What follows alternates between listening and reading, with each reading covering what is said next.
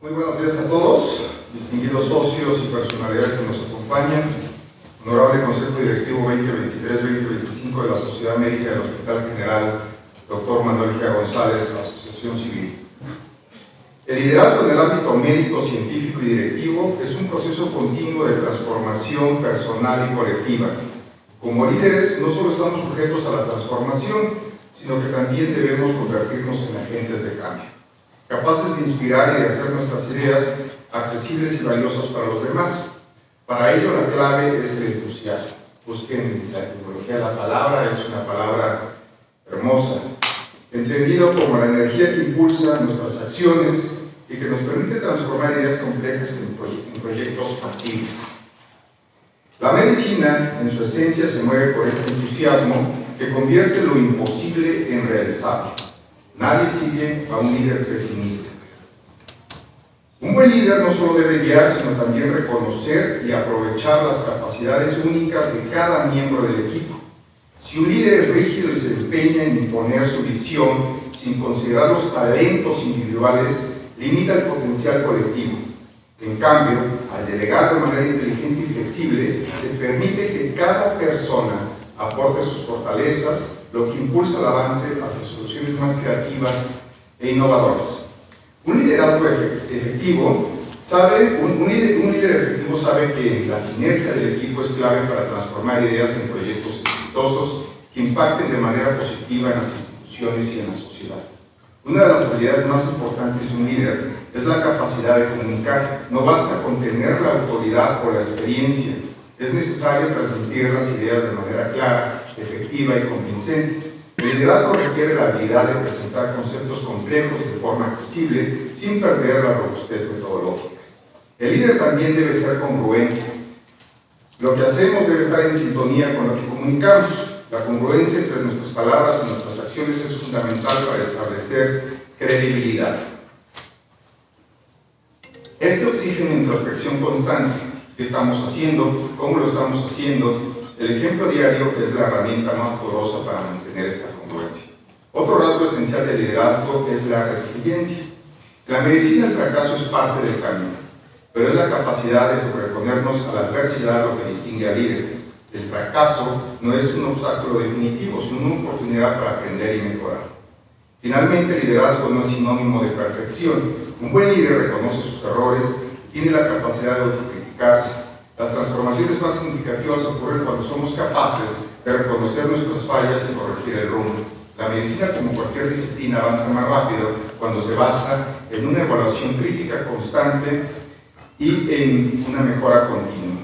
Y es aún más rápida cuando los equipos se integran con personas talentosas, asertivas, que se modulan positivamente en comparación con los que compiten entre ellos y finalmente tienen un objetivo hacia la trascendencia.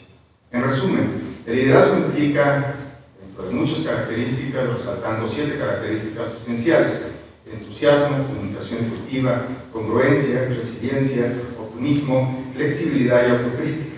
El día de hoy, la Sociedad Médica del Hospital General Dr. Manuel G. González, Asociación Civil, reconoce a uno de nuestros líderes. El doctor Octavio Sierra Martínez es un destacado médico cirujano, traumatólogo y ortopedista, cuya vasta trayectoria profesional académica abarca más de 50 años de dedicación al servicio médico, la docencia, la investigación y sobre todo la gestión hospitalaria. Su formación académica inició en la Facultad de Medicina de la Universidad Nacional Autónoma de México, donde obtuvo el título de médico cirujano.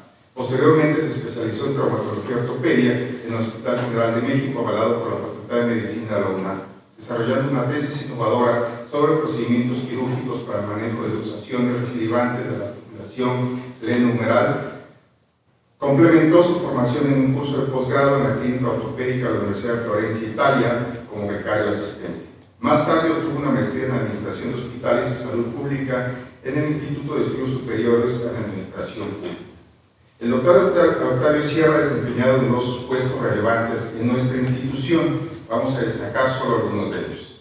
Director General en el periodo 2017-2020, Director de Enseñanza e Investigación en 2 periodos, investigador en Ciencias Médicas A del Sistema Institucional de Investigadores en Ciencias Médicas de la Secretaría de Salud, presidente del Comité de Ética en Investigación, presidente del Comité de Calidad y Seguridad del Paciente, jefe de la División de Ortopedia, jefe del Departamento de Ortopedia.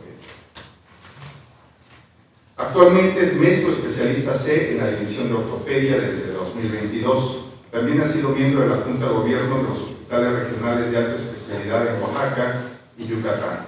En el ámbito académico, su labor docente ha sido extensa e incluyente. Es profesor titular de la asignatura de ortopedia en la Escuela de Medicina de la Universidad Panamericana desde 1998 a la fecha. Es titular del curso de especialización médica en ortopedia en la Facultad de Medicina de la UNAM en el periodo 1990 a 2021. Titular de asignaturas en la UNAM, la Universidad La Salle y otras instituciones de educación médica superior.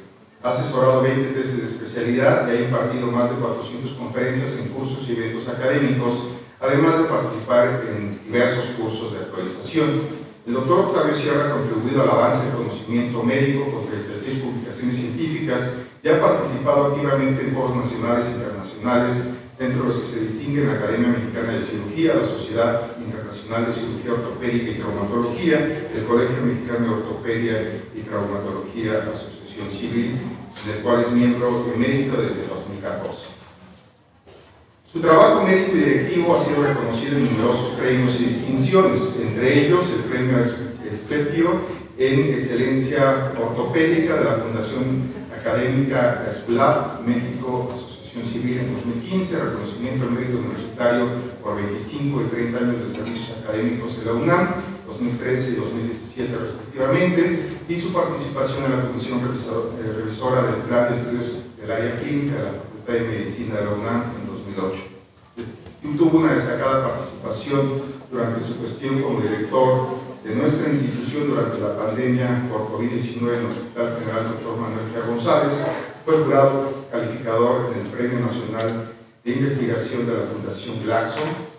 El doctor Octavio Sierra es un referente en el ámbito de la ortopedia y la traumatología, reconocido por su compromiso con la enseñanza, la gestión hospitalaria y la investigación médica. Su liderazgo, ejemplificado durante la pandemia de COVID-19, en sus múltiples funciones directivas, ha dejado una profunda huella en la medicina mexicana. Su incansable labor sigue inspirando a las nuevas generaciones de médicos y especialistas, consolidándolo como una figura clave en la historia médica de México. El doctor Octavio Sierra es un pilar de la medicina ortopédica en México, un modelo a seguir para todos los que buscan hacer una diferencia significativa en el mundo de la medicina. El día de hoy nos impartirá la cátedra el doctor Manuel G. González, titulada El envejecimiento del sistema musculoesquelético. Bienvenido.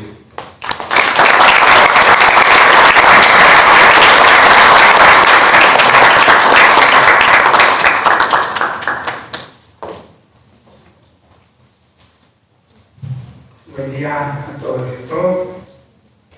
En primer término, agradezco a la Sociedad Médico-Quirúrgica del Hospital G. González el honor de invitarme para esta ponencia y este reconocimiento. Vamos a hablar un poco de lo que es el envejecimiento del sistema musculoesquelético. Por supuesto que no podemos hablar de envejecimiento del músculo esquelético en forma aislada. Tenemos que relacionarlo con el envejecimiento en general. ¿Qué es el envejecimiento? El envejecimiento es un cambio gradual que sufrimos los seres vivos y es intrínseco del organismo que conduce a un riesgo creciente de vulnerabilidad. Esto quiere decir que vamos sufriendo cambios progresivos que van sucediendo día con día. Esto va a producir una pérdida de vigor, de la capacidad física, que conduce a veces a enfermedad y finalmente a la muerte. Lo que sucede desde una célula. La célula, por supuesto, va a tener dos caminos: o sufre necrosis o va a sufrir apoptosis. Entonces la célula va a hacer que muera el organismo y obviamente la totalidad del organismo en un determinado momento. Este envejecimiento involucra factores biológicos, genéticos, ambientales y de estilo de vida que vamos teniendo todos en forma diferente. Sin embargo, no podemos negar que el envejecimiento es un hecho inevitable en los seres vivos. No solamente en el hombre, sino también en otras especies. Y a veces el envejecimiento es muy rápido y lleva consecuencias, obviamente, de pérdida de ese individuo. El envejecimiento a través de la historia ha sido visto de muy diferentes maneras. Por ejemplo, Aristóteles, según refiere Kohn, afirmaba que las incapacidades que aparecen al envejecer no se deben a un trastorno de la mente, sino a su vehículo, como ocurre en las enfermedades. En la época de Aristóteles todo lo adjudicaban a la mente, entonces en ese momento ya cambia su pensamiento.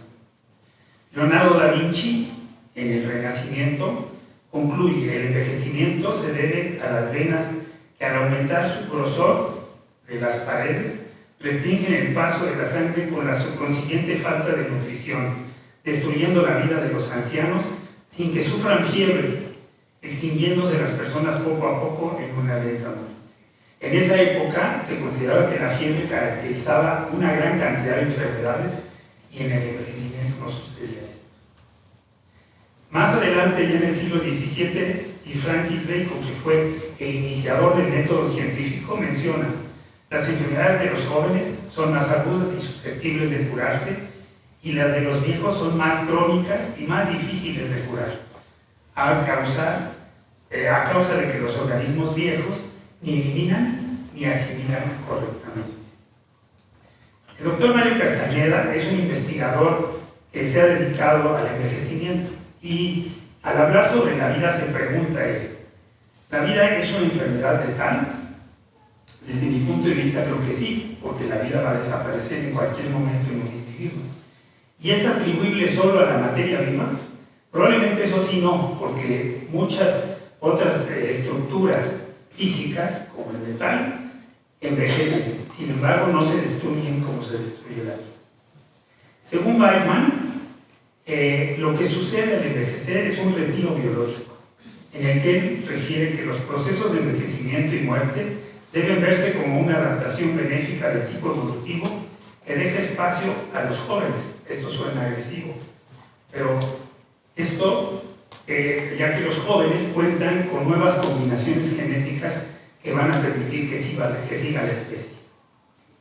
Existen diferentes teorías genéticas también para describir el envejecimiento, en el que se habla de que el riesgo de sufrir ciertas patologías se incrementa con la edad. Meadabel, él describe que con la edad se acumulan variantes genómicas que están asociadas a ciertas enfermedades. Y otra teoría es la teoría de Williams, que desde 1957 describió la pierotropía antagonista, que se refiere a que los jóvenes ciertas variantes genómicas les confieren ventajas adaptativas, y esas mismas en las personas mayores se asocian a enfermedades de la vejez. La finalidad entonces es que la función más importante de un organismo es su capacidad de permanecer vivo.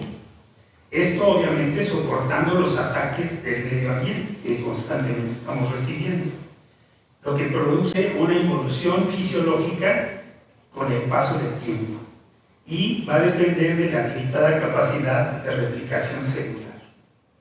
Hablando ya a nivel celular, el envejecimiento, de acuerdo a la hipótesis integradora de Calatayud, es la involución senil, es un efecto secundario no programado pero inevitable, en el que se va perdiendo división celular y se alteran los altos niveles de respiración mitocondrial de las células diferenciadas.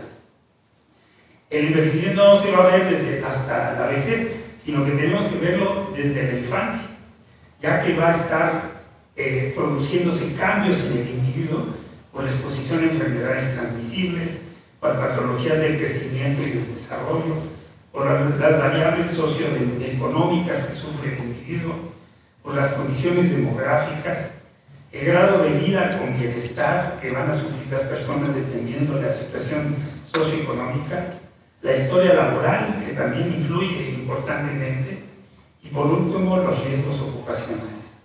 Todos estos factores en un determinado momento van a producir que se alargue o se acorte el periodo de vida y por lo tanto se adelante el envejecimiento.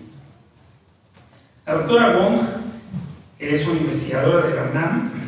Ella hace un estudio de proyección en el que estudió la pirámide poblacional en México Este estudio lo hizo en 1913, sin embargo, ella analiza que en 1990 la pirámide poblacional era esta y el número de habitantes que tenía nuestro país era de 82 millones de habitantes.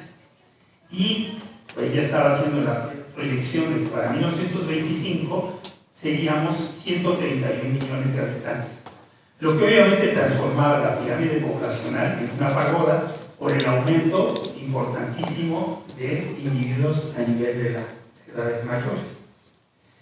Esta proyección pues, fue real porque estamos en 2024, perdón, y ya tenemos ahorita en este momento casi ese número de habitantes y la población se ha modificado de esa manera. Desde el punto de vista epidemiológico también, si nosotros analizamos a la población mayor de 60 años y hablamos un poco de los Estados Unidos, esta cifra no es reciente, pero el análisis que se hace en este estudio es que en 1943 a 2013 la población aumentó del 6% en los Estados Unidos al 15%, lo que sucedió en 70 años. En Japón, de 1925 a 1985, la población subió lo mismo, del 6% al 15%, lo que abarcó 60 años de evolución de ese país. En nuestro país pasó algo muy diferente. De 2000 al 2024, la población aumentó del 6% al 14.7%, que esta cifra ya la podemos ver en el INEGI, lo que sucedió en 23 años. Esto nos muestra que la población de nuestro país está sufriendo un envejecimiento mucho más rápido de lo que ha sucedido en otros países del mundo. Esto también tiene que verse con la transición epidemiológica que estamos sufriendo. Estas son cifras de nuestro país que son parecidas a las de otros países del mundo y como podemos ver de 1940 en el que los problemas infecciosos eran lo predominante, el cambio que se ha sufrido hasta el año 2000 ya son las enfermedades cardiovasculares, las neoplasias y las enfermedades metabólicas lo que está provocando estos cambios. También se han sufrido cambios y se sufren con el envejecimiento en lo que se refiere a la discapacidad. En 2018, como ven, había estos cambios y la discapacidad de los individuos era una discapacidad obviamente muy alta, pero esto también para 2023, el cambio que ha sufrido el número de personas con discapacidad por envejecimiento ha sido cada vez mayor. Hablando ya del sistema musculoesquelético, obviamente tenemos que pensar que también los cambios van a relacionarse con cambios hormonales que sufre el organismo. Sabemos que estos cambios hormonales, que son pérdidas de funciones de ciertas glándulas, van a provocar que haya una pérdida progresiva de la masa ósea. En la mujer es alrededor de los 45 años y en el hombre alrededor de los 60 años. Pero también es importante recordar que la remodelación del esqueleto se relaciona con otros factores, que son hormonales, mecánicos y genéticos. Por otra parte, no solamente el esqueleto, sino que la masa corporal magra, que es la musculatura y los tejidos, van a disminuir a partir de los 35 años. Esto a veces se prolonga y a veces es más rápido, pero es en promedio a los 35 años. Y esta pérdida de masa muscular, así como la disminución del tamaño de la fibra muscular, va a desencadenar lo que conocemos como sarcopenia. La clasificación de células es importante de tomarlo en cuenta, perdón. Está muy sensible. Si clasificamos las células de acuerdo a su capacidad de reparación, sabemos que la reparación de las células epidérmicas, gastrointestinales y macrolíticas es una reparación continua, a diferencia del hígado, en el que la respuesta va a ser una respuesta a estímulos. Sin embargo, existen células que no tienen capacidad de reparación, y ahí se encuentran las neuronas, las células cardíacas y el sistema musculoesquelético. Obviamente, eso va a provocar una deficiencia permanente de estas células y no vamos a tener manera de recuperarlas. Por lo tanto, el cuidado de ellas va a ser importante durante el envejecimiento. Todo ser vivo tiene una edad límite para la vida, que le es característico. Ningún miembro de la misma lo va a rebasar. Sin embargo, a través de la ciencia, el hombre ha alargado esta fecha y la esperanza de vida va alargándose. Se calcula para el 2050, en el mundo en general, el promedio de vida será de 80 años. Entonces, ahorita nuestro país está alrededor de los 76 años en la mujer y 74 años en el hombre. Entonces no falta mucho para que logremos ese objetivo. Sin embargo, la longevidad máxima no se ha alcanzado más que hasta los 117 años, es esto descrito a nivel científico. Sin embargo, existe una persona que en este año murió, es esta señora Joanna Mazibuko, que es de Sudáfrica, que vivió hasta los 128 años. Es la máxima longevidad que se ha alcanzado en el mundo. Y está demostrado porque tiene incluso su acta de nacimiento en Sudáfrica. Ahora, en el sistema musculoesquelético, ¿qué va a provocar?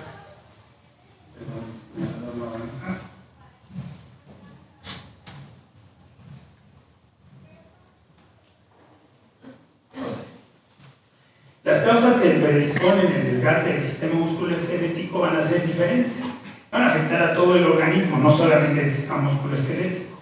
Va a haber alteraciones de todos los órganos.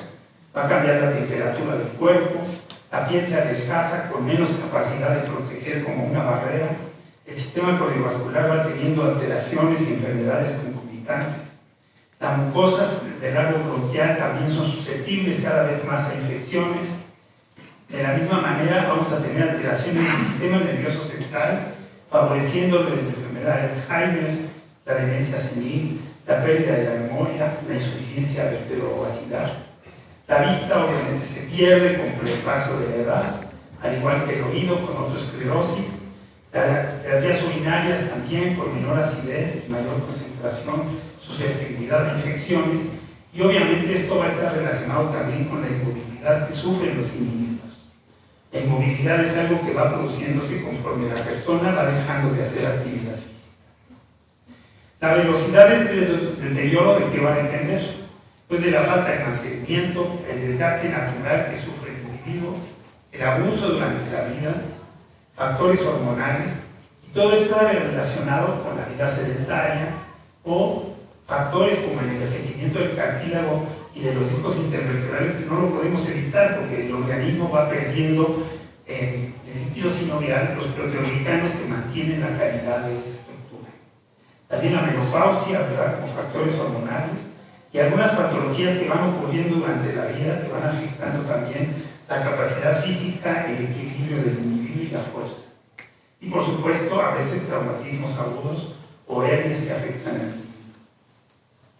Entonces, el músculo esquelético va a ir provocando también confusión, inestabilidad, inmovilidad, enfermedades concomitantes, alteraciones sensoriales y disminución de la vitalidad de las personas. Y esta inmovilidad de la que hablábamos va a tener factores físicos, psicológicos, ambientales y de abandono que el individuo va sufriendo. Porque recordemos que con el envejecimiento a las personas mayores se les va dejando solas. Esto obviamente causa trastornos neuromusculares, musculares, esqueléticos y cardiovasculares. También tenemos que analizar lo que sufre el individuo cuando llega a la tercera edad, que son las caídas. Es un factor fundamental en el individuo y en este estudio se hace una correlación de las caídas en la salud de los viejos. En este estudio se hizo en 3.075 viejos de ambos sexos, entre 70 y 79 años. Se encontró que la caída en el año anterior al que se hizo el estudio se presentó una sola vez al año en el 24% de las mujeres y 18% de los hombres. Y esto estaba relacionado más con la raza blanca, las enfermedades crónicas asociadas en sus pacientes y tratamientos médicos que estaban recibiendo. Entonces, si sufrían tratamientos disminuye la masa muscular, menor equilibrio y mayor lentitud al caminar. Todo esto eran factores que contribuían a las caídas. Por eso cuando se empieza a hablar de que tenemos que luchar contra la osteoporosis, efectivamente es un problema de salud. Sin embargo, creo que tenemos que vigilar más bien qué está sucediendo para evitar las caídas. Las comorbilidades en la vejez, como son los trastornos cardiovasculares y los trastornos neurológicos, por supuesto que van a influir también como factores que van a afectarnos. Y en el sistema musculoesquelético vamos a encontrar también cambios de los procesos degenerativos que sufre la persona. Y vamos a atender entonces a nivel artrosis, fracturas, defectos de alineamiento y muchas veces la osteoporosis que efectivamente va a afectar. La sarcopenia específicamente es un trastorno que va a afectar el sistema musculoesquelético, principalmente de las fibras tipo 2, y va a producir atrofia, denervación de las fibras, va a haber disminución, aumento de las hormonas anabólicas, aumento de la hormona de crecimiento, disminución de la síntesis de proteínas y aumento del catabolismo de la interleucina 6. Todo esto va a desencadenar que se vaya produciendo, a pesar de que la persona mayor de 60 años siga haciendo actividad física, una atrofia muscular, y esto va a afectar también la elasticidad y la fuerza.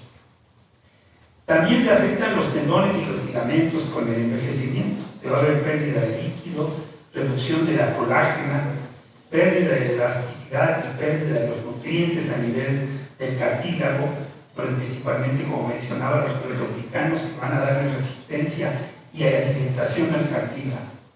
La limitación de la capacidad física a partir de los 50 años se ha referido que va aumentando conforme la edad, y existen diferentes autores que han referido que en la columna sucede a partir de los 50 años en el 65%, otros autores entre el 40 y 50% en la rodilla, la cadera el 57%, y otras articulaciones de miembros inferiores en un 25%. Todo esto obviamente va a ir favoreciendo el deterioro de la persona.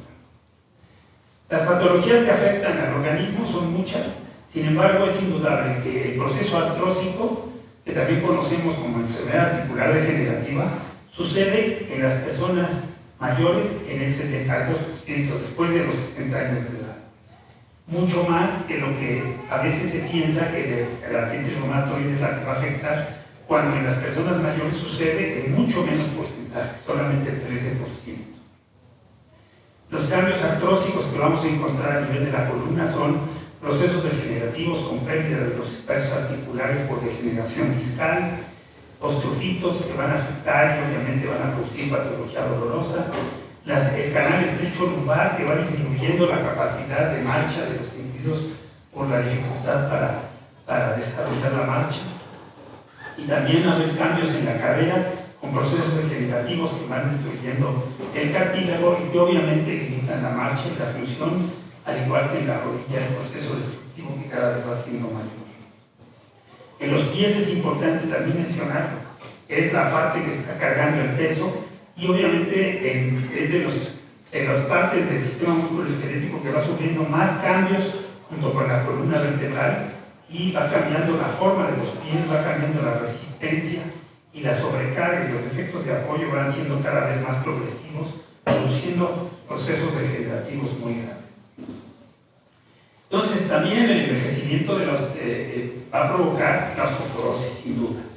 El hueso normal tiene una capacidad de resistencia gracias al calcio y las sales minerales, pero recuerden que el hueso tiene células vivas, ¿verdad? Los osteocitos y los osteoblastos que le van a dar la resistencia.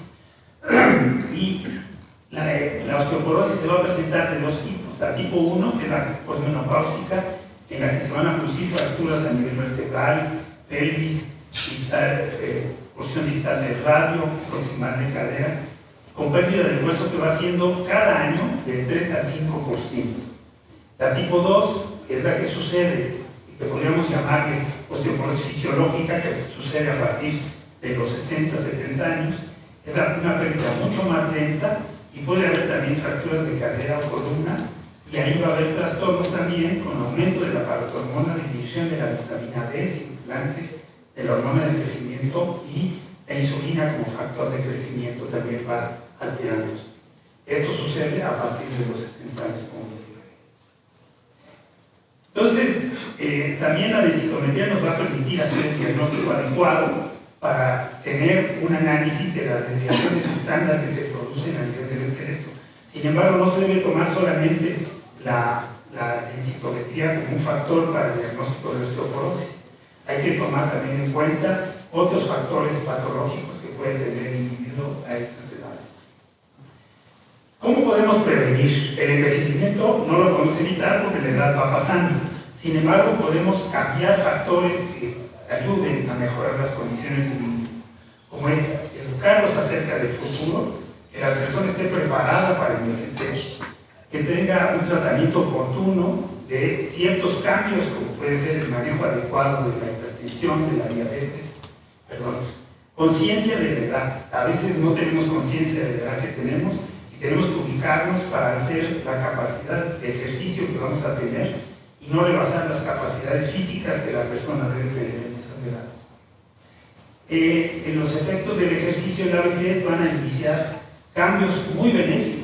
Mejora la condición cardiovascular, la irrigación del corazón, disminuye el riesgo de arteriosclerosis, aumenta la elasticidad y la potencia muscular, la actividad contráctil del músculo, evita la acumulación de tejido adiposo, mejora la función respiratoria, disminuye el riesgo de accidentes vasculares cerebrales, mejora la masa ósea, es indudable que va a mejorar la masa ósea con el ejercicio y mejora también la función renal. Por lo tanto, el ejercicio es algo indispensable que tenemos que hacer todos los niños. Este es un análisis que hizo el doctor Ruy Pérez Tamayo, que tuve la suerte de tener como profesor. Y el doctor Ruy Pérez Tamayo, en una publicación, menciona estos datos interesantes. Whipple, que fue el premio Nobel en 1934, que descubrió el hierro en el metabolismo de la hemoglobina, a los 80 años, en Rochester, recibía a sus alumnos y a sus visitantes 2 veces por año. La universidad, decía, es mi hábitat natural. Edwin Lederer, él era un patólogo alemán, y por ley en Alemania la jubilación se establece a los 65 años. Él apeló en un discurso para evitar que lo retiraran de su trabajo y no lo logró. Y entonces emigró a España, ya que sus alumnos en Pamplona lo aceptaron para seguir investigando todavía por 10 años más. Joaquín Cravioto, que fue un médico mexicano, pediatra, que trabajó en el Instituto Nacional de Pediatría antes del Hospital Infantil, y él siguió trabajando después de los 50 años ejerciendo como investigador. Y, de trabajar 50 años, o sea, él llegó a los 80 años y seguía trabajando en la universidad. Y el doctor Ruy Pérez Tamayo, que escribió este artículo, vivió hasta los 97 años y fue investigador en la UNAM. Y él decía: ¿por qué la humanidad está detrás de la fuente de la juventud? Si uno se hace científico, es para no envejecer. Existen mitos y realidades sobre el envejecimiento que nosotros tenemos que conocer, que las escuchamos todos los días, que son falacias. Por ejemplo, la vejez es soledad y tristeza. O el abuelo desea meditar, descansar y estar solo, por eso déjenlo en el cuarto del fondo, tranquilo de estar. Sin embargo, en las zonas rurales, el anciano es el que tiene la experiencia y la sabiduría. Ahí se le sigue tomando en cuenta. El reto que tenemos que seguir es impulsar el desarrollo con justicia social y el reconocimiento de las personas de la tercera edad. Sin embargo, hay repercusiones sociales del aumento de la vejez. El incremento del costo del sistema de pensiones y jubilaciones, que en nuestro país es importantísimo, y más con el envejecimiento tan rápido que está teniendo nuestra población. Disminución del trabajo para el anciano y por supuesto menos ingresos económicos. Una inadecuada distribución de las tareas dentro de la familia y por supuesto soledad. Y las necesidades que tenemos en ocasiones no están satisfechas, que es una mayor asistencia médica y psicológica que tiene que recibir la persona de la tercera edad, un mayor apoyo socioeconómico, un reconocimiento social, educativo, cultural, artístico, vivienda, alimentación, compañía. Es decir, en todas las esferas debemos tratar de mejorar las condiciones de las personas viejas. Existe un factor de género también en esto. Observen, En América Latina y el Caribe, las personas mayores de 60 años, que son 42 millones en 1999, 55% eran mujeres y 55% son viudas sin red de protección socioeconómica y social. Y obviamente tienen mayor posibilidad a partir de los 60 años. Probablemente uno de los grandes éxitos de la vida es llegar a tener un envejecimiento exitoso. Y esto obviamente es llegar con el menor declive de las funciones. Esto es lo que debemos buscar. Entonces, a los ancianos, en lugar de verlos como víctimas, debemos considerarlos sobrevivientes escogidos, ya que han desarrollado mecanismos de defensa contra las limitaciones físicas y la agresión del medio ambiente, y a pesar de eso siguen funcionando.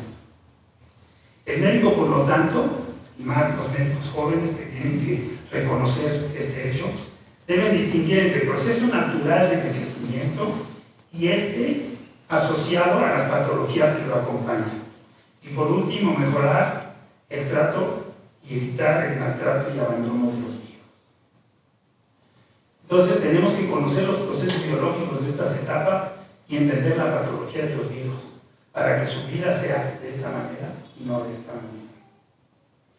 La gente envejece solo al abandonar sus ideales. Esto lo dijo Cicerón en la época de romana, hace más de miles de años. Y el envejecimiento del sistema musculoesquelético creo que tiene que cuidarse.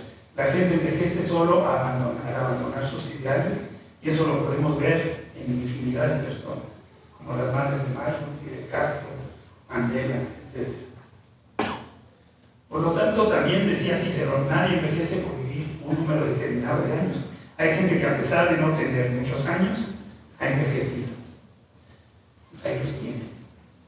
Y el subcomandante Marcos, en una frase que escribió, decía: después de todo, la edad no es más que un montón de calendarios guardados en la piel, pero no en el corazón. La muerte es el precio que pagamos por la inmortalidad de nuestros genes. Nuestros genes van a seguir. El genoma humano va a continuar. Eso no se va a perder nunca. Y por último, tenemos que seguir luchando hasta que el cuerpo aguante.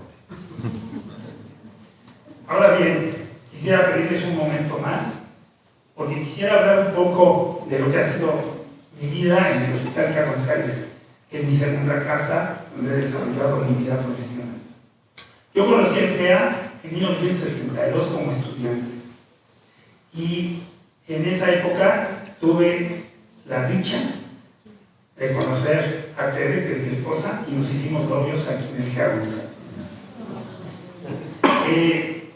Y ya después regreso como médico adscrito en 1982, gracias a la invitación del doctor Eduardo Vázquez Vela, y él me acepta como médico adscrito. En ese año, en 1981, éramos solamente 2 médicos, él y yo, y posteriormente llega el doctor Julio Cigrón y el doctor Bautista al servicio. En esa época empezábamos a hacer trabajo ya con artroplastías protésicas, con artroplastías de rodilla muy antiguas que ya obviamente no se utilizan.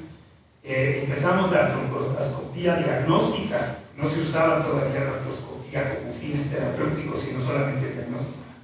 Empezamos a hacer osteotomías a nivel de las articulaciones, cirugía de tendones en artritis reumatoide y artroplastías de interposición con piel y también agarramientos de extremidades. Posteriormente, otra de mis etapas fue como médico adscrito de 1983 a 1990, y tuvimos la suerte de abrir la especialidad en el hospital. Y estas son las primeras generaciones de residentes que tuvimos en esa época, hasta 1990, y ya con el curso universitario empezamos a formar alumnos. Estos fueron los primeros médicos adscritos del servicio, ya egresados y formados por el mismo hospital. 3 de ellos ya no viven, desgraciadamente, ¿verdad? Se nos adelantaron. Y el curso de ortopedia con la UNAM, con la Universidad Panamericana, continúan hasta la fecha. Lo mismo que el curso de UNAM con la Universidad Panamericana. Posteriormente, en otra de mis etapas, fui jefe de la división de ortopedia, donde tuve también la suerte de trabajar con innumerables grupos de médicos adscritos y residentes, con los que desarrollamos actividades en el servicio, haciendo un taller de cirugía articular que duró más de 12 años, que se hacía aquí en el hospital. Ha habido nuevas generaciones de residentes hasta el año 2007 que han alimentado diferentes partes del país y de algunos países de América Latina, lo que nos da muchísimo orgullo, ya que son nuestros hijos académicos. Ya como director de enseñanza e investigación en el hospital, tuve la suerte de trabajar con equipos extraordinarios. Aquí se encuentra la doctora Vega, el doctor Pablo Maravilla, que formaron parte de mis equipos, y en enseñanza e investigación logramos hacer muchas cosas en el hospital, trabajar a distancia con países como España, como Francia, como Italia, y realmente es una etapa extraordinaria que yo disfruté muchísimo en el hospital. Ahí nos tocó vivir la influenza, que fue una etapa difícil, trabajamos aquí en el hospital, fue un ejemplo del Hospital Gia González. A diferencia de otros hospitales, en esa época mantuvimos a los médicos internos en el hospital. Porque lo primero que hicieron los médicos internos fue llamar a las universidades para pedir que los sacáramos del hospital por el riesgo que corrían por el H1N1. Sin embargo, hablamos con el director de la Facultad de Medicina de la UNAM y de La Salle y aceptaron que si los alumnos querían quedarse, se quedaran en el hospital. Lo logramos. También me tocó en esa época la torre de especialidad con el doctor Mucio, en el que nos tocó ver todas las etapas para el desarrollo de ese gran trabajo que hizo el doctor Mucio aquí en el hospital, que fue la torre de especialidades, que fue un gran. Ya como director, del año 2017 al 2021, me tocaron etapas difíciles en el hospital, sin embargo, fueron retos importantes. Nos tocó el sismo, la reubicación de todos los servicios por el sismo.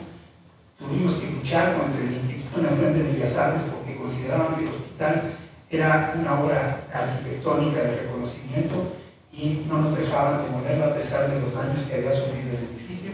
Sin embargo, lo logramos y luego vino la reconstrucción y la reformación de la torre y finalmente el COVID. El sismo, aquí tienen ustedes lo que tuvimos que hacer reuniones con todos los trabajadores, y agradezco a todos los trabajadores del Hospital Gia González el esfuerzo que se hizo para lograr reubicar en el edificio de especialidades a todo el hospital, disminuyendo el número de camas casi un 50% y logrando hacer un trabajo de equipo para lograr la recuperación. Logramos recuperar el servicio de urgencias que se había perdido en esa torre, se hizo un trabajo con el apoyo de la Secretaría de Salud, y posteriormente la reconstrucción de la torre de hospitalización, que pasó por todas esas etapas hasta lograr recuperar el edificio como estaba y como está ahora. Finalmente, pues nos tocó el COVID, que también fue una etapa difícil. En un inicio nos dijeron que no participaría el hospital porque era un hospital general que tenía que cubrir todas las demás enfermedades. Sin embargo, ya dada la carga de pacientes con problemas de COVID, aceptaron que hiciéramos una remodelación y a pesar de tener la mitad de camas, hicimos que se dividiera otra vez a la mitad del hospital para lograr armar un servicio de no pacientes COVID y pacientes no COVID, y no se dejó de trabajar un solo día, ni en el sismo ni en el COVID. Actualmente, ya como médico adscrito, sigo teniendo el placer de seguir trabajando con un grupo de médicos como la doctora King y todos los grupos de residentes que hay en el hospital, que son un orgullo importante. Doy las gracias a mis pacientes. Una de las grandes satisfacciones que yo tengo ahora es que he podido ver pacientes que operé hace 25 años que vienen para llevarse a cabo otro procedimiento, lo cual da una gran satisfacción. Por lo tanto, estoy agradecido. Y gracias a toda la comunidad Gia González que siempre me ha apoyado. Gracias por su atención.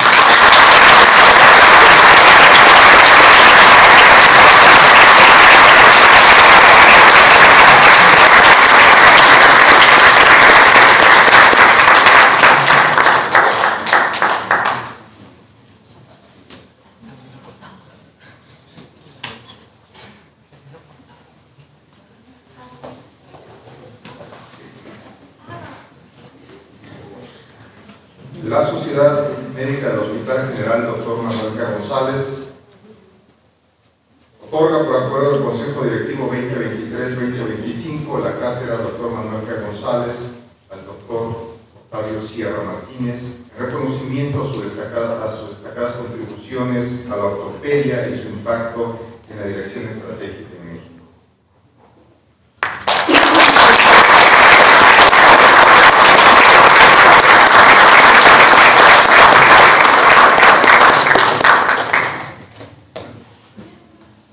Gracias. Muchas gracias a todos por sus asistencia.